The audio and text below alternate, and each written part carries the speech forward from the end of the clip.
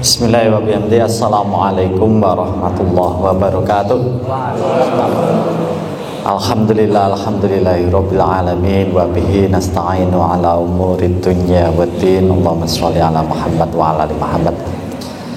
Kepada yang saya hormati pimpinan daerah Muhammadiyah Kabupaten Kebumen, Bapak-bapak dari Badan Pengurus Laismu Daerah Kebumen, rekan-rekan eksekutif pelaksana Laismu Daerah Kebumen serta kantor layanan yang sangat saya cintai. Saya dulu diajari Prof. Damarjati Supadjar gitu. Ketika kita mau menyelesaikan masalah gitu, kita harus ngerti dulu masalahnya apa. Jadi sebelum kita bicara problem solving, kita harus ngerti dulu problem settingnya apa. Maaf. Nah, kalau kita membedah problem setting, saya menyarankan hal yang pokok-pokok dulu, jangan dari cabang-cabangnya gitu. Dan jangan terkamuflase sepertinya pokok padahal itu tetap cabang juga. Nah, kalau masalah pokok ya rukun Islam di kita ini masih ada problem, dan saya kemana-mana matur ini karena belum ada perubahan. Jadi problem kita ini ada problem eksternal dan problem internal. Ini yang penting, ini clear dulu. Kita ngerti masalah, lalu kita ngerti positioningnya laismu, baru bicara solusi. Bapak-bapak, ibu-ibu, di rukun Islam ini, yang pokok-pokoknya Islam ini gitu, kita masih punya problem sangat besar.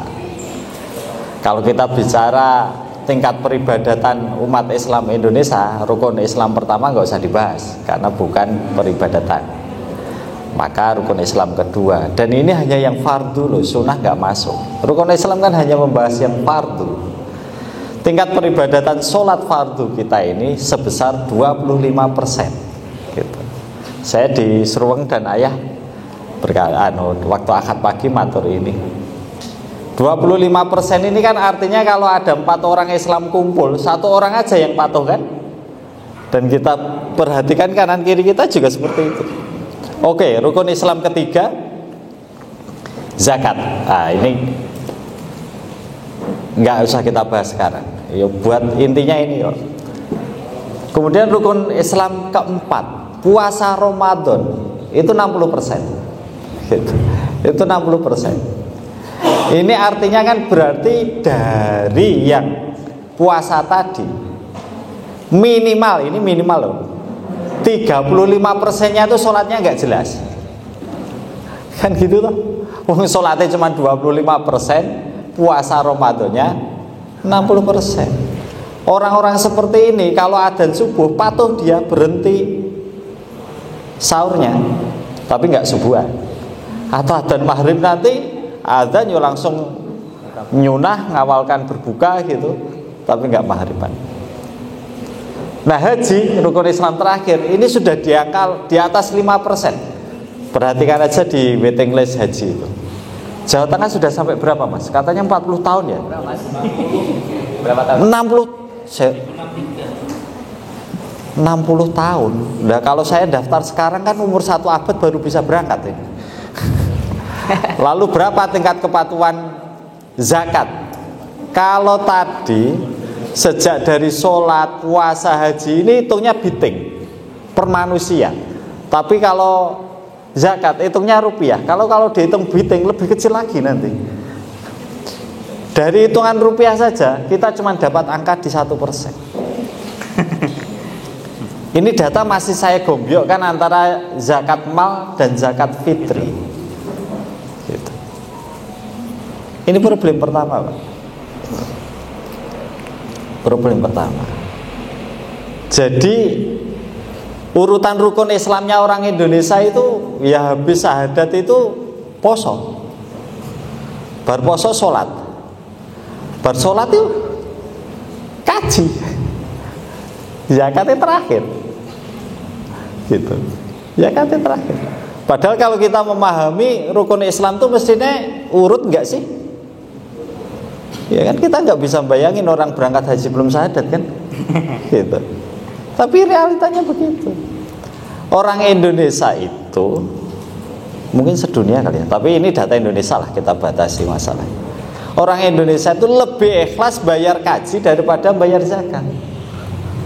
Padahal kelompok menengah ke bawah kayak saya, Mas Fikri ini, biaya untuk menunaikan haji sama menunaikan zakat mahal haji, tapi tetap lebih ikhlas bayar haji daripada zakat. Kenapa ya? Kenapa kira-kira? Gitu. Bapak Ibu, kita kalau mau menyelesaikan masalah, kita ngerti masyarakat ini sedang punya masalah apa, dan masyarakat ini sedang sakit, umat Islam ini sedang sakit. Kita harus ngerti dulu. Dan ini sakitnya. Oh, ibadah wae walik-walik kok. Apa enggak sakit itu? Ikhlas nabung 500.000 nggo tabungan kaji tapi enggak bayar zakat, itu apa enggak sakit itu? Ya. Dan rumus dalam mengobati kan sesama pasien enggak boleh saling mengobati kan? Berarti kalau kita mau ikut mengobati masyarakat, kita harus sehat dulu. Cara mikir kita harus lebih sehat. Cara ibadah kita lebih sehat gitu. Saya sering diskusi sama Mas Roma itu, ya minimal kita itu loh, kalau sedekahan itu ya sebesar biaya haji kita, tapi minimal. Masa rukun Islam ketiga kalah karo rukun Islam kelima gitu kan, nggak masuk akal gitu. Kita di Muhammadiyah itu kan diajari sesuatu yang masuk akal gitu. Nggak masuk akal jangan diikuti, nggak masuk akal kok. Gitu. Nek berani apa itu namanya tiap bulan itu 500.000 untuk tabungan haji, minimal jis kita sebulan ya 500.000 gitu. Nanti kalau tiba donge ternyata masih kurang 35 juta, kan biasa atau muda-muda kayak gitu, setelah 10 tahun muda gitu, oh siap kita ngeluarkan 35 juta, ya berarti siap juga ngeluarkan 35 juta untuk fakir miskin, kan begitu. Kalau belum mampu seperti itu, maka nggak masuk kriteria inistato'a ilaihi sabila atau manistato'a ilaihi sabila. Berarti kan belum dimampukan dia. Kan gitu. Ini problem pertama. Dan kita harus akui ini. Kan gitu. Nah, ini internal, Pak. Muhammadiyah ini dikenal sebagai penggerak al-maut. Nggih mboten? Semua sudah lihat film Sang Pencerah. Gitu. Kiai Dahlan tuh nggak malu loh. Surat pertama yang diajarkan kepada murid-muridnya, surat pendek di juz sama. Ora koyo kiai-kiai nek jelaske pertama ya goleki ayat sing angel golekane ning Quran gitu kan. Kiai Dahlan nggak malu-malu.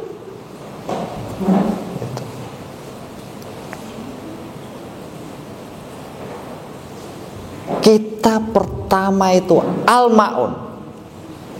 Bapak Ibu, amal usaha Muhammadiyah pertama didirikan itu untuk Al-Ma'un.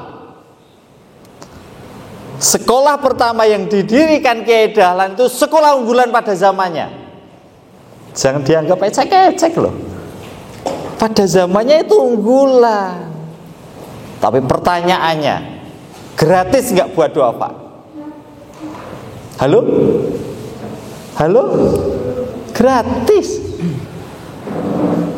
Jangankan sekolah, PKU pertama, rumah sakit saat itu masih poliklinik, pertama didirikan Jogja itu, yang sekarang masih meger-meger itu 1923. Itu gratis buat doa Pak. Di websitenya PKU itu masih ditulis loh itu. Buka aja. 1 tahun kemudian berdiri di Surabaya. Gratis buat doa Pak. Pertanyaan saya sederhana. Saat itu Muhammadiyah sudah kaya atau miskin? Masih miskin. Dia Dahlannya anti entek bandane ngurusi Muhammadiyah. Masih miskin, bisa menggratiskan orang miskin. Sekarang Muhammadiyah sudah kaya atau masih miskin? Muhammadiyah kaya. Mana aum kita sing ngawe wong melarat rene tak gratisi? Ada ndak?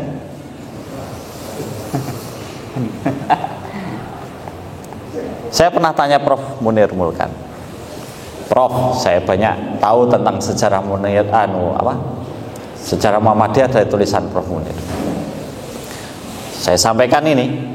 Dulu Muhammadiyah miskin bisa menggratiskan orang, sekarang Muhammadiyah kaya nggak bisa gitu. Tapi bukan itu pertanyaan saya. Pertanyaan saya, kapan ini berubahnya?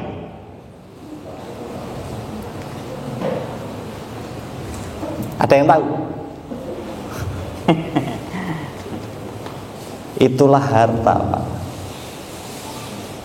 Harta itu bisa merubah manusia sedikit demi sedikit tanpa kita sadar. Dan kita rasakan di laizisme loh Mas. Ini harus hati-hati kita di laizisme. Laizisme yang miskin-miskin itu mayoritas tasarufnya bisa untuk fakir miskin. Tapi kemudian ketika Muhammadiyahnya butuh banyak bikin aum, laizismenya makin besar. Itu ada aja aum yang bisa mengambil jatah zakat melebihi fakir miskin. Saya sempat nulis itu, ada di bwm.com itu. bwm.com. Muhammadiyah sudah miskin, judul saya begitu.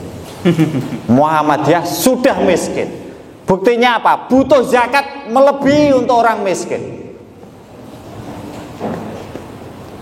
Bapak-bapak, ibu-ibu, kenapa Kiai Dahlan mengajarkan Al-Ma'un dan itu menjadi core value-nya Muhammadiyah? Itu surat yang dengan mudah membuat indikator Islam kita itu beneran atau tipu-tipu. Ya kan? Pembukaannya itu loh, ara'aital ladzi yukadzibu biddin. Tahu nggak siapa yang Islamnya bohong-bohongan? Ini itu kan sangat mudah. Fadzalikal ladzi yad'ul yatim wa la yahuddu ala ta'amil miskin. Dua kriteria toh. Kasar sama anak yatim, gak bantu fakir miskin. Pertanyaan saya, sebelum ada laizisme, sebelum ada MDMC, sebelum ada MPM, mana majelis, ortum, lembaga, aum yang mempunyai program pengentasan kemiskinan?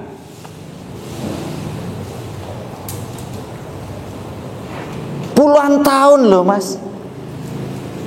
Puluhan tahun kita terlena pada kemegahan Muhammadiyah, berlimpahnya harta.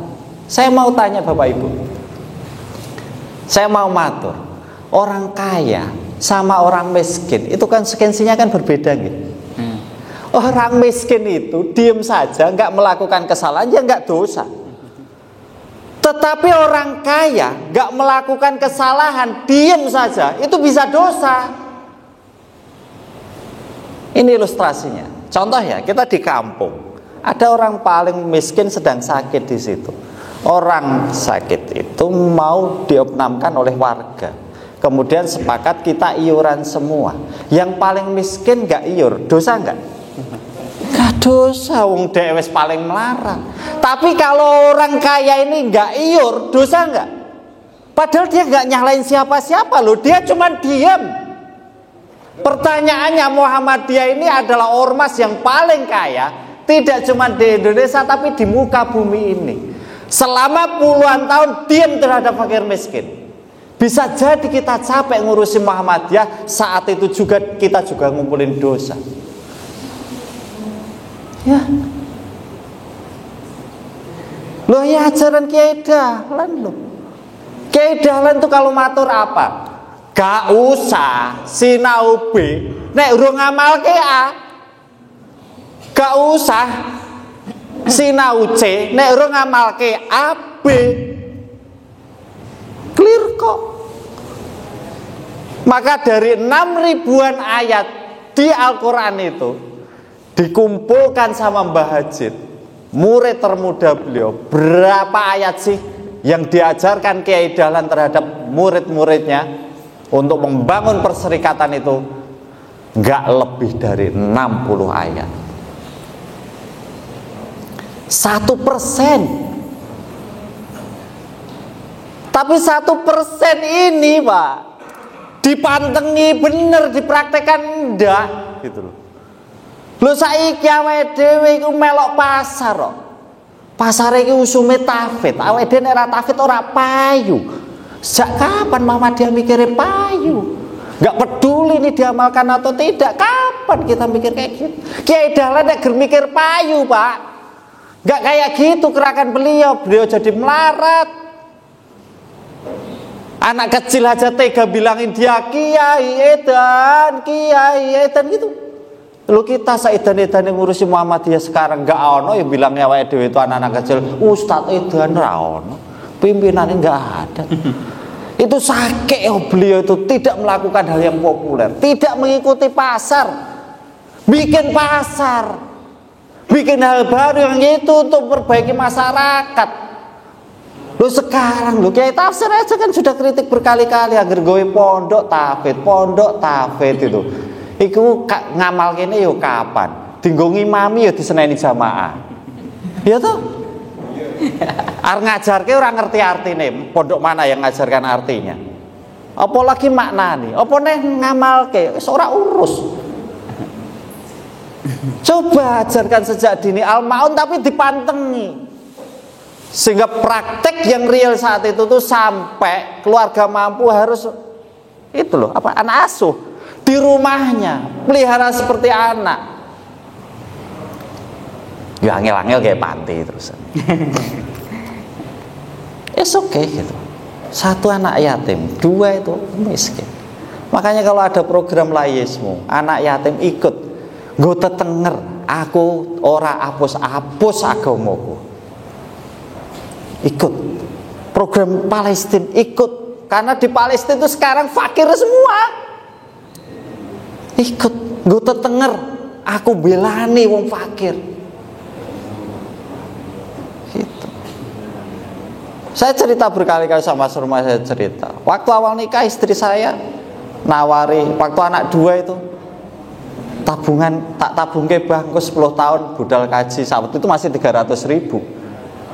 Ya wis tambahin naik 300.000. Gue fakir miskin gak kuat wong gaji saya cuma 450. Tapi dia rela nabung ke kaji. Tapi nggono tak walik rasa nggo kaji, nggo wong melarate 300. Ya aku yakin dia ora gelem. Sakit gak itu? Sakit, Pak. Itu sakit itu. Al-Maun lebih utama dari surat Al-Hajj itu. Jelas clear. Itu masih ditambahi loh Pak Bu, fawailul lil musallin lo dhewe iki kadang yo kesel tenan arep salat iki. Bar nyopiri ambulan rono-rono teko jam 3, jam 4 kontangi subuhan yo kesel tenan. Ngono-ngono malaikat teko fawailul lil musallin cilaka wong kang salat repot. Udah salat capek kayak gitu dibilang cilaka. Alladzina man sholatim sahun alladzina yuraun wa yamnaunal maun. Lupa sama sholatnya, masih butuh penilaian orang. Oh, mosok pimpinan gak sholat sih, gak enak dong. Wayam naunal maun, gak mau aja memberikan barang yang berguna. Al-maun artinya yang barang berguna. Pertanyaannya sederhana, barang berguna itu barang bekas atau barang yang kita sendiri masih butuh? Halo? Makanya kalau sedekah jangan barang bekas. Itu gak al-maun. Aja sama menunaikan berat mana? Halo? Berat aja Pak. Nek wong wis sadar menunaikannya gampang. Dene karo aja. Ayo melu iki Palestina. Ayo, siapa yang melakukan? Berat loh Pak aja itu. Tapi itu bukti supaya sholat kita itu gak dibilang fawailul lil musallin loh. Gak cukup kita memberi tok, menunaikan tok, gak cukup kalau gak ngajak lainnya. Maka Muhammadiyah sejak awal itu khas organisasi dakwah, organisasi aja. Coba Pak Bu, tahun 2000 itu sudah keluar hasil Munas Tarjih Muhammadiyah, zakat profesi dan zakat perusahaan atau zakat lembaga hukumnya wajib. Ada hak fakir miskin di sana. Pertanyaannya, mana kita yang sudah patuh melakukan zakat perusahaan? Oke, zakat profesi beberapa sudah. Zakat perusahaan Saldo akhir tahun itu mana yang dipotong 2,5%? Wajib itu, bukan harta kita, barang haram loh buat kita itu. Kalau buat bonus karyawan ada orang fakir miskin loh di situ.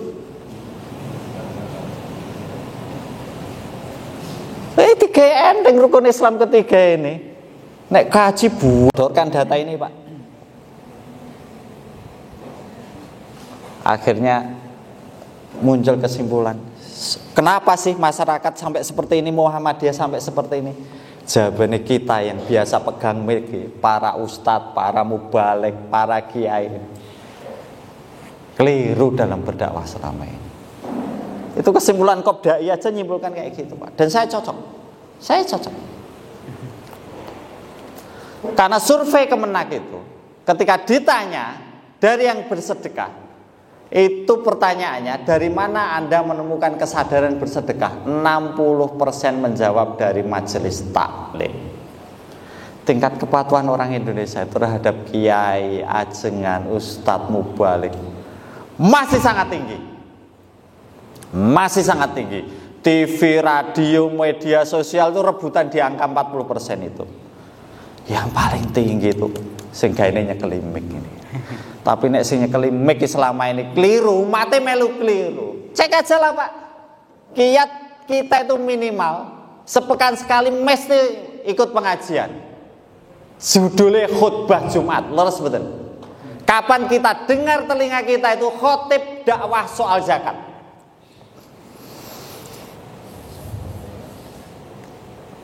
Tentang tauhid syahadat oke lah, berkali-kali kita dengar pesen takwa itu loh, di awal mesti disampaikan. Sholat, wangger khotib Muhammadiyah, teko sak bid'ah-bid'ah dibahas.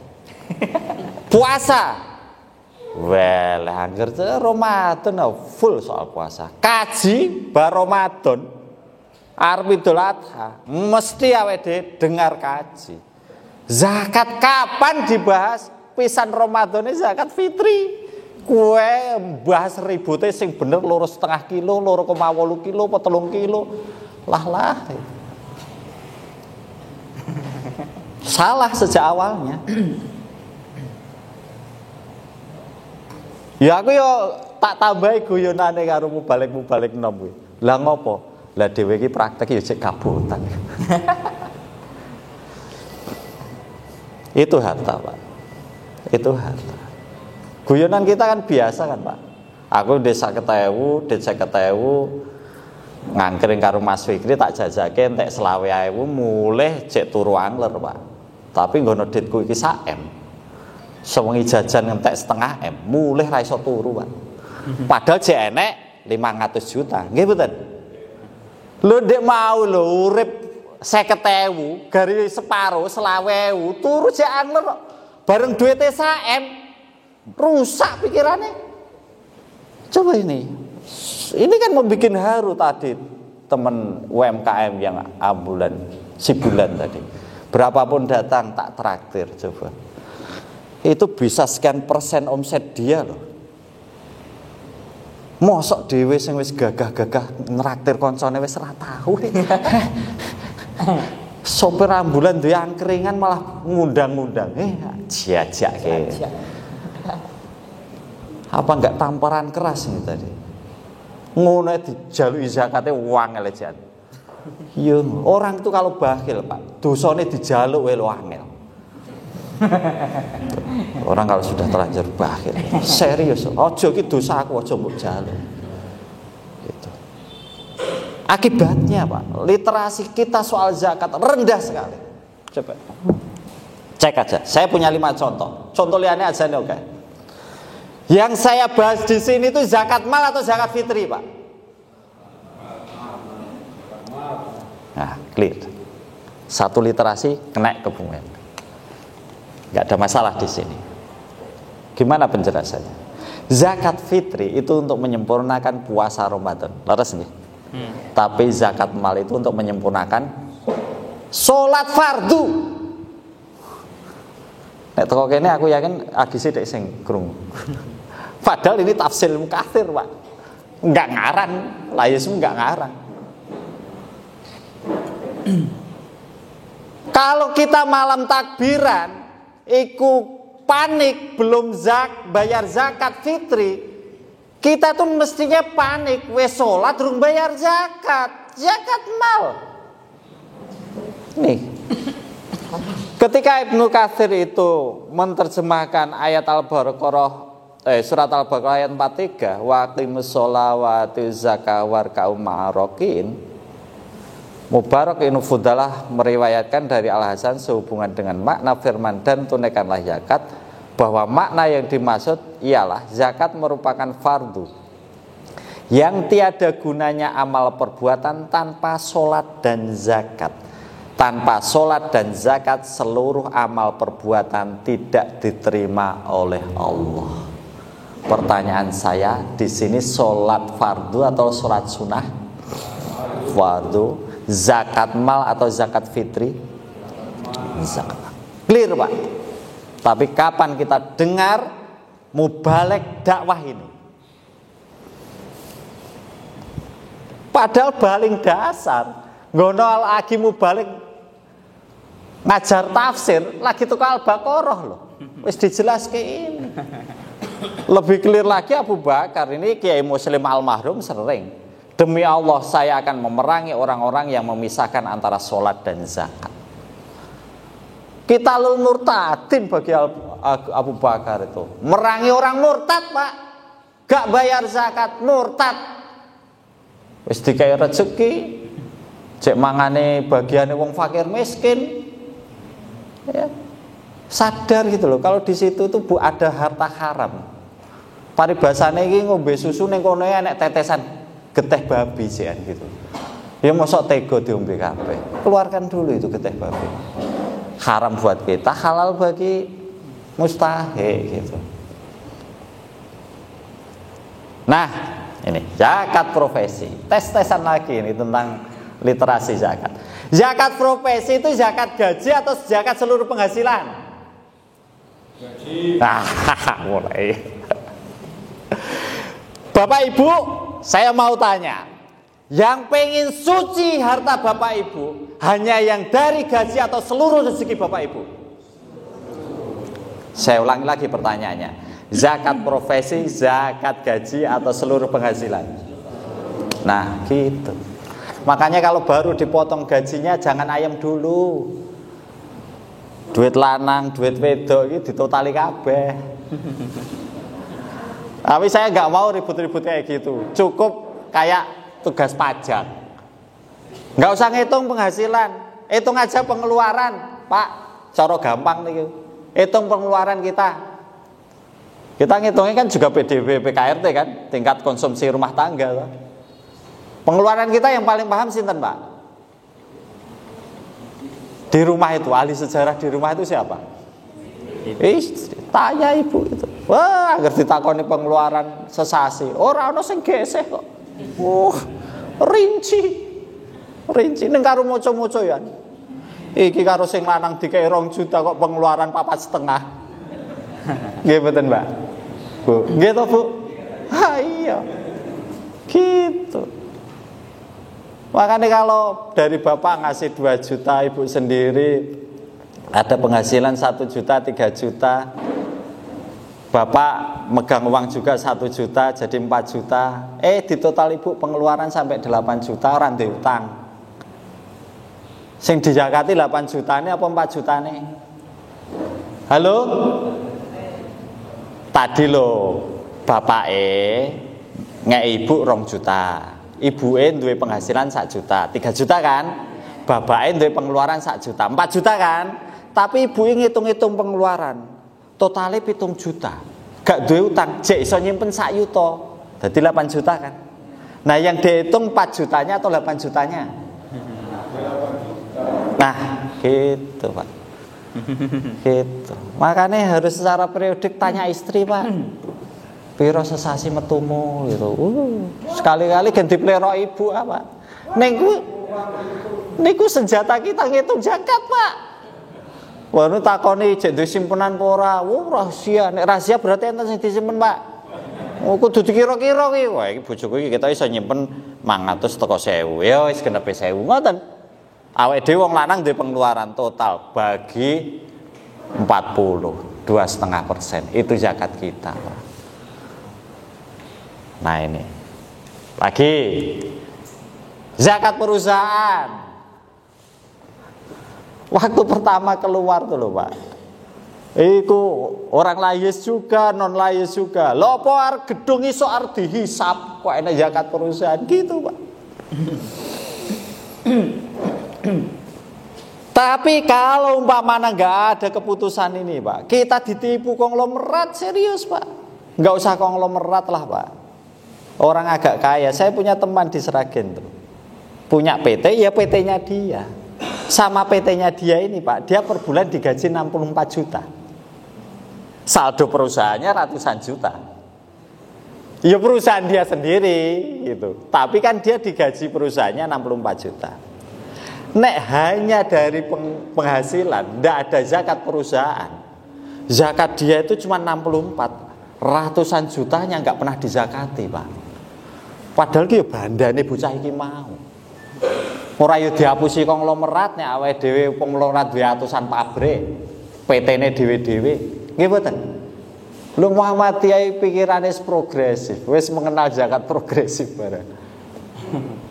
Itu Pak. Nah ini tolong yang pegang aum ini, jangan cuma zakat profesi. Ada harta fakir miskin di sana. Nek sampai nisab, tapi po yo enek aum sampai nisab. Sak ruang ini guys di atas 85 juta kok. Ya, nisab mesti kena. Terus ada labanya, nek minus ya monggo lah. Saya sering dijebak. Mas, kita punya hutang. Mana yang diprioritaskan? Bayar hutang dulu atau zakat dulu? Wah, gaya jawabku gampang. Utang dicicil, zakat ditunaikan, rampung. Lah utang kita itu udah gak kayak zaman Nabi para sahabat. Utang zaman Nabi para sahabat itu kebutuhan dasar, makan minum. Lah kene utang gawe gedung, gawe omah, tuku mobil, ora ono urusane. Moro-moro telat cicilan jaluk gorimin. Berak dapat zakat. Wah, repot ah. Ngono Mas Dodoke gorimin. Gawe geprek utange akeh. Ya toh? Repot gitu. Ini zakat perusahaan. Saya yakin rendah ini. Karena apa? Saya ngamalke dia aku ngerti. Saya tahun 2017 atau 18 itu. Karena jadi PPH klinik Aisyah itu. Ya wis. Bu dokter, tolong dihitung mana aset klinik yang dibeli dari laba dulu. Nggih napa Pak? Hitung. Ini Pak, ini tidak hasil sedekah, tidak hasil wakaf ya? Enggak Pak, ini murni kita beli dari laba tahunan kita. Kali 20, 2,5% zakat kita. Kata Pak wis toh, ini cut off. Saldo akhir tahun berapa? Sekian Pak. Kali 2,5%, 6 jutaan Pak. Wis kumpulkan. Oke. Zakat kita 30-an juta, level klinik pangapunten. Ini bukan rumah sakit. Wis toh Bu dokter, tahun depan pasti lebih kecil. Ini karena kita selama ini nggak patuh zakat perusahaan. Zakat dokter dari dirut sampai cleaning service, ora peduli cleaning service, potong. Aku waktu menerapan itu gampang kok Mas. Ini akan ada potong zakat 2,5% dari direktur sampai cleaning service. Bagi yang tidak bersedia silahkan menghadap BPH. Jika tidak ada yang menghadap maka dinyatakan setuju semua. Siji ra ono sing ngaju. Ya wis to setuju. Terapkan gitu. Ngono angel apa? Zakat simpanan. Oh, kalau badhe tanglet.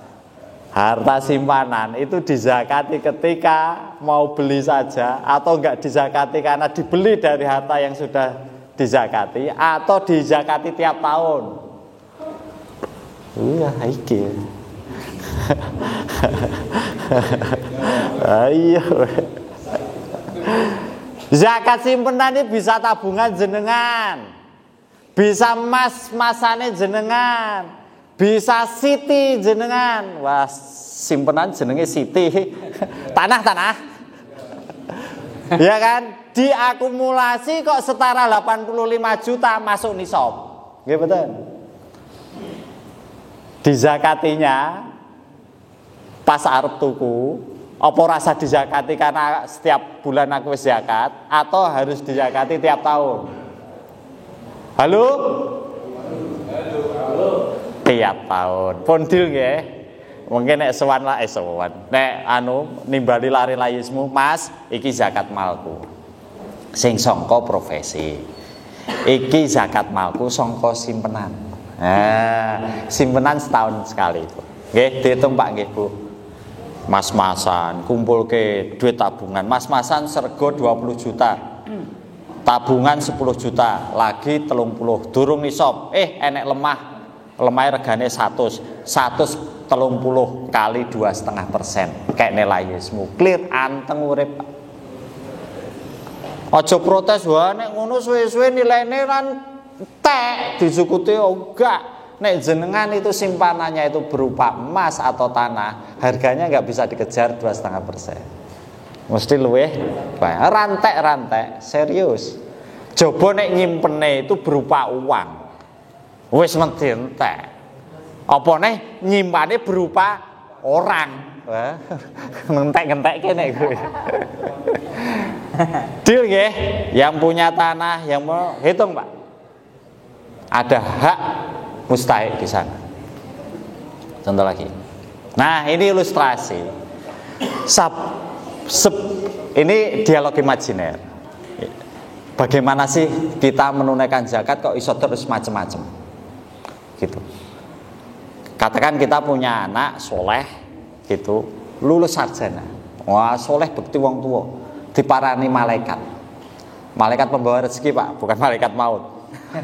Ditawari, Mas, kue wis lulus, bocah bekti wong tua soleh ibadah ratelan, neng cek nganggur, gelem tak kayak gawean, wah purun nih malaikat, neng ono syaratnya nopo, bensasi kue potong zakat ya, zakat penghasilan, gelem ra, nek ra gelem rapopo, kue nganggur, weh gitu, nggih lah purun lah, kan cuma 2,5%, saya masih bisa menikmati 97,5%, oke, itulah yang namanya zakat profesi.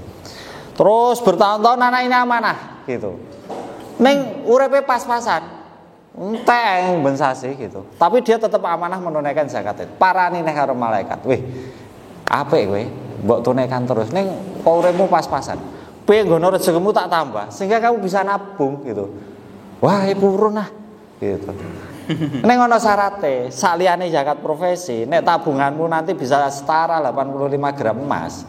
Mbok zakate terpisah lho. Dadi zakatmu loro, nek ora gelem zakat loro ya wis siji tok wae kowe rasa iso nabung urip pas-pasan. Kan gitu. Wae purun ah, mek 2,5%. Makanya tadi yang namanya zakat simpanan. Gitu. Oke, wah simpanan dia ada yang berupa emas batangan, ada yang tanah gitu. Wah, dia rutin bayar 2 zakat itu. Lalu parane neh karo malaikat. Wih, amanah ya. Gelem mak di saya diberkahke neh rezekine. Kuwi lemah sing nganggur pinggir dalan strategis kae. Kae iso didirikan rumah sakit. Gelem ra ning enek syarate napa? Engko sing mbok zakate ora trimo lemahe. Karena ini sudah simpanan semua, sak usahane ini, sak rumah sakit ini simpanan semua. Nanti seluruh aset rumah sakit plus laba tahunannya mbok zakati dhewe. Nek ra gelem ya wis gen lemah nganggur wae gitu. Oh purun lah. Oh saya berkembang kok rezekine ya toh. Itulah yang tadi namanya zakat perusahaan. Ya mestinya gitu toh. Mosok cleaning service karo kepala sekolah objek zakate padha. Lho kita lho sangka ra duwe ontel ning ontel biyen nenek plombir. Ontel neng sepeda motor itu ada pajak motor nggih mboten. Tambah rezeki mobil pajak mobil, duwe omah, duwe IMB. Lu zakat kok wong melarat karo wong sugih pengen objeknya sama, enggak bisa. Ngoten. Dadi nek punya sawah, Pak, dan sawahnya itu statusnya wis good simpenan, bukan penghasilan pokok, sing dizakati ampun hasil panene tok, Pak. Rego tanahe barang wong kowe wis nggo tambah-tambah sih. Paham nggih? Kejaba nek profesi kita, sumber pendapatan kita itu dari sawah sing dizakati hanya hasil panen. Tenang Pak, rumah yang ditempati itu tidak ada zakatnya. Tidak termasuk objek zakat. Kendaraan yang buat bekerja nggak ada zakatnya Pak. Waris nggak ada zakatnya. Nek duwe mobile telu, sing nggo kerja gersiji, loro monggar nganggur wae ya loro kuwi dizakati, harta berlebih itu. Nggih toh? Oh iya sing nggo mobil engko nek pas butuh didol lah, berarti kan tabungan, nggih mboten? Gitu. Oke. Nah, contoh Pak. Bayar zakat itu boleh bagi sendiri-sendiri atau harus lewat lembaga amil yang sah. Boleh bagi sendiri ndak? Atau nitip neng masjid panitia bubuan kayak pokoknya anggere dadi takmir gawe panitia entuk enggak kayak gitu. Nes selama masih ada yang sah harus lewat amil yang sah. Kejaba nek uripe teng Papua Nugini wen Indonesia gitu. Kenapa sih nih? Ini kan senjata kita surat Al-Tawbah 103. Khudh min anwalihim shadaqatan tutahhiruhum wa tuzakkihim biha washolli alaihim. Lah washolli alaihim ini tak ijokan. Nanti ada catatannya sendiri. Khudh Pak, nek jenenge khudh itu ada institusi yang ngambil. Itulah kami para amil. Lah nek dong bagi dhewe teko nggone jenengan wis tak bagi Mas nganggur dhewe. Nganggur masa ayate melu nganggur. Masa Gusti Allah berfirman ayat nganggur. Nah, sesuai yang dilakukan Rasulullah dan 4 sahabat. Rasulullah 4 sahabat penerapannya sama. Bayar zakat baitul mal. Buktinya apa? Sing ra bayar diperangi kok. Itu kan terbukti harus setor ke baitul mal. Nek oleh dhewe-dhewe kan Abu Bakar gak ngerti sing bayar sapa. Gitu. Lho nek Muhammadiyah kan enak. Anggere Qur'ane ngono, hadise ngono rampung. Tapi kadang kita menjelaskan enggak butuh gitu. Enggak cukup gitu. Harus benar. Ini yang hadis. Saya nggak tahu ini akan terjadi kapan. Tapi kita jadi ngerti posisi ning zakatnya. Akan datang kepada kalian para petugas pengambil zakat. Jika mereka sudah datang kepada kalian, maka sambutlah mereka dan biarkanlah mereka mengambil apa yang mereka inginkan. Jika mereka berbuat adil, maka itu adalah kebaikan buat kalian. Dan jika mereka berbuat zalim, maka dosanya bagi mereka. Buatlah mereka ridho, sebab kesempurnaan zakat kalian pada keridhoan mereka. Terus di sini ada kalimat penutup wal yad'u lakum. Nanti kita bahas. Nek pengen sempurna ibadah, ini salah satu rukunnya. Lanjut. Sesuai undang-undang. Dulu sebelum reformasi, undang-undang yang mengakomodir syariat Islam itu cuma satu, zaman Orde Baru itu, undang-undang perkawinan. Reformasi ada ketambahan beberapa, salah satunya ini. Makanya aku ora tau percaya nek sing khilafah tegakan syariah lho iki nek siji loro undang-undang ora dilakoni yo. Engko nek khilafah dhek pertama lari wis to. Biasane ngono kuwi. Nek buktinya dia mendukung, wah. Ya taat zakat boleh lah. 4 tercatat. Kalau badhe tanglet. Nek bagi piyambak niku sing nyatet sinten? Nek mboten enten sing nyatet. Lah engko wong siji iso double-double. Enek liyane sing ora entuk blas iki mboten. Nek lewat layis kan kita tahu kono wis entuk, kono urung. Dan mencatat ini syariat Quran toh. Gitu. Terjaganya niat, Bapak Ibu, teng mriki enten istilah ditulung malah mentung mboten? Halo? Enten mboten? Makanya lewat ke layis mungkin ra sempat mentung. Salah ngeki dhewe, marai kelingan amal to. Ngoten. Niat itu diganggu sak matine awake dhewe lho, enggak terima pas ngamalke itu. Mustahil juga enggak perlu berhutang budi, Bapak Ibu. Mustahil dapat zakat itu kan menerima haknya toh. Lho apa yo manusiawi wong nampa haknya kok berhutang budi. Bapak Ibu nek gajian tanggal tunggal dong ngempal teng ruangane kepala kok. Matur suwun Pak Kepala pun digaji enten menerima haknya. Lho nek jenengan ngasih langsung mereka berutang budi. Wis melarat be utang budi. Ampun tego-tego. Wis sugih tegonan. Hisape angel. Wis titip layismu mawon anteng. Nggih. Terus. Nah ini tadi wasoli alaihim itu pesan perintah Allah kepada kami, amil. Nenek sing bayar zakat dongakno. Dan waliyat ulakum itu pesannya Rasulullah kepada muzaki sing bayar zakat. Nek kowe bayar zakat kowe njaluk donga. Lho nek Allah pesan kepada kita untuk mendoakan dan Rasulullah pesan kepada muzaki untuk minta doa, itu kesimpulannya apa? Momen ijabah. Makanya kula ora gelem bayar zakat setahun pisan. Entuk momen ijabah pisan kok. Ben sasi kula iso didongake anak buahku. Sasi pisan. Momen ijabah. Wong sugih-sugih golek momen ijabah kadang direwangi teko Mekah Madinah. Nggih mboten? Iki dhewe lho momen ijabah. Makanya mesti SOP kita ditanyain ada doa khusus. Nek enggak tanya gitu Pak, bilang wilayah Pak, itu melanggar SOP. Harus ditanya. Selain ajarakullahu laka itu harus ada doa khusus. Nggih Mas, bapakku lagi gerah dongake enggal senggang nggih. Nah, doakan semoga Bapak gitu. Momen ijabah. Wah, PP Muhammadiyah ada instruksi tahun 2016 mendirikan dan mengelola Yaismu. 2016 itu kan berarti wes 7 tahun yang lalu. Semua tingkatan loh, pimpinan struktur dan amal usaha semua di semua tingkatan. Dirikanlah Yaismu, melakukan penghimpunan. Koyo enek KL ora jalan penghimpunannya. Ya toh? Serikatan untuk menunaikan zakat, infak, sedekahnya melalui Yaismu. Clear. Ya toh? Sudah, ini pimpinan gitu. Simpulannya Bapak Ibu, betapa bahayanya suatu daerah, suatu kecamatan jika laismunya tidak sehat. Ketoke kesel ngurusi Muhammadiyah. Ning ora ana wong melarat sing bisa kita bantu.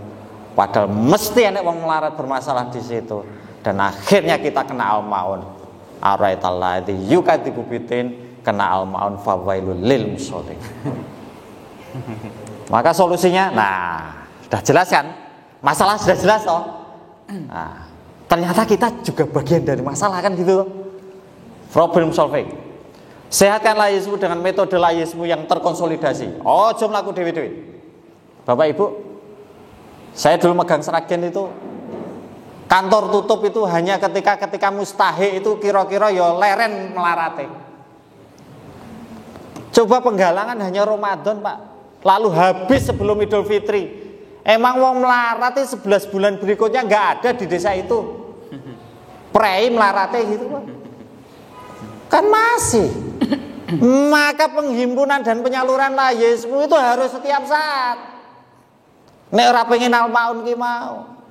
Maka kantor saya itu tanggal merah hari Ahad libur nasional jek buka. Tutupnya kapan? Yo ketika wong melarat do prei melarate. Kapan itu? Idul Fitri. 7 dina tok kuwi. Nggih to? Biasanya banyak ya kuwi prei iki melarate. Oh iso dolan-dolan mereka itu. Nah, amele melu dolan. Iso libur 7 hari bar kuwi buka meneh kantor. Karena filosofi amil itu mau mustahik dulu, baru muzaki. Sing malati mustahik. Nek muzaki ora malati Mas, serius. Makanya tak entuk itu. Amil marah-marah sama calon muzaki yang enggak mau bayar zakat itu. Saya bolehkan. Orang malati. Tak suruh ngancam. Ngancamnya gini. Nek ditolak loh, ditenono. Suatu saat kowe dadi donaturku. Gitu cara ngancamnya. Ning dibanting. Gitu. Harus terkonsolidasi, enggak bisa main-main sendiri. Dan harus terus menerus. Ora iso urepe mek Ramadan tok. Gitu. Terkonsolidasi dengan PDM, Pak. SIM sudah ready, Pak kita. SIM sudah ready. Memang kalau BBM diuji coba dulu lah di BBM setahun, form dan sebagainya. Tapi kalau mau ngawali monggo. Wis to. Nek ngawali Itu loh filosofi ini. Ekor itu tidak pernah mendahului kepala. Jangan sampai Kebumen wis meh juara ngene iki dadi pengekor, jangan sampai. Gitu. Ya kan? Wis loh, sekarang ini wancine yang inovasi Kebumen. Karena punya syarat untuk jadi lead. Itu punya Kebumen ini. Lho nek dari potensi apa-apane Sragen ya ora ana apa-apane to, Mas. Iya to. Sragen tahun ini siap 20 juta. Kebumen iki aku golek selawe kendeng kata bilang. Gitu. Mumpung Sragen yo urung satu atap karo PDM-e. Oh, desain Kebumen. Wah. Gitu. Nih, Pak. Ini laporan aktivitas itu sudah kebaca penerimaan. Oh, ini selama penerimaan dan saldonya sekarang. Oh, penyaluran apa aja ini gitu. Kemudian bebannya apa sih? Beban lainnya. Oh, total penyaluran saldo ternyata surplus sekian saldonya. Laporan aktivitasnya keluar. Kemudian laporan posisi keuangan LPK Kasbank. Oh ya, dana perserikatan segini. Dana perserikatan segini itu berapa sih kasnya masing-masing rekening? Kas fisiknya 0, di ASB sekian, ASB kedua sekian, BSI sekian, Bank Jateng sekian. Ini hanya lewat HP, Pak. Saya ditanya Mas Dodo, saya ditanya Prof Sofyan Anif, saya ditanya Kiai Tafsir. Ya kita dulu di PM kan biasa ngawal bapak-bapak pimpinan ya. Kadang takon ketuane takon bendarane nek awake dhewe ngejokke proposal itu. Kasih cek piro? Ngkirin. Engko seminggu kadang lagi metu seperti yang dibilang Mas Roma tadi. Nggih mboten. Lho nek kita gari buka HP, Pak. Saya hanya minta waktu dalam menit. Enggak jam, enggak setengah jam. Gitu. Nah, terkonsolidasi KL. Karena apa? Ya sudah nomenklature gitu. Wes rasa di debat. Ning Muhammadiyah saturane ngono ya ngono gitu. Gitu. Urgensi hak kelola, Mas Romai kemana-mana. Hak kelola is penting, karo penting banget. Satu-satunya majelis lembaga urtum aum di Muhammadiyah yang mempunyai mekanisme subsidi silang. Ayo, aum gede, nek aum cilik mati, ora iso disalahke kok. Apa saged? Gak iso. Nek perlu aum gede ndongake, ndang mati nyepet-nyepeti pandangan. Tapi kalau lazismu Jawa Tengah Pak, ada daerah mati gara-gara enggak kuat operasional, bukan mismanagement loh ya. Nek mismanagement kadang kita malah kita bekukan Pak. Wono danane ra gelem kerja, bekukan wae to. Enggak kuat operasional 100% dosanya wilayah Pak. Kenapa? Kami kelola daerah loh Pak. Gitu. Punya mekanisme subsidi silang. Yo ambil yo tukang parkir yo. Awake kan tukang parkir, ora duit-duite dhewe. Wis to nomenklature gitu. Makanya Mas Rumah berkali-kali bilang, nek Mas Rumah kebanter nek ngomong. Sing ngomong aku wae gitu. Karena wis dipadake preman to. Dadi nek ngomong ora terkontrol kula. Jadi nek Kiai Tafsir itu sambutannya pertama kali kami disuruh ke wilayah itu. Yang tak ingat ya cuma satu kalimat itu. Oh ya padha ora duite dhewe kok bakhil. Lho aum-aum ora gelem bayar zakat perusahaan itu. Emang kuwi duite pimpinan, duite direktur. Ya dudu kan. Wong duduhe kok bakhil. Makanya tadi tak bilang, lho dosane dijaluk ki lho ra entuk. Kita itu jadi besar atau kecil, Pak, itu hanya karena Allah kok, kalau kita paham. Bukan karena keringat kita, bukan karena ilmu kita. Ora sanggaya, kene sing kesel-kesel di-store kono, kepenaan kono, ora usah ngomong ngono. Gen amale tetep murni gitu loh. Dan kita kalau dakwah itu Pak ya, kan yo zakat tidak akan mengurangi harta, membuat berkah, kan gitu toh. Kuwi pas danane neng muzaki, bareng danane ngumpul neng awake dhewe kok dadi maleh. Enake setor-setor kene yo butuh. Lho, lah nek sing mikir ngono muzaki ora ana sing bayar zakat, enak bayar zakat aku yo butuh. Ngaten mawon nasrun minallah wa fathu qarib wa basyiris sabirin. Assalamualaikum warahmatullahi wabarakatuh. Waalaikumsalam.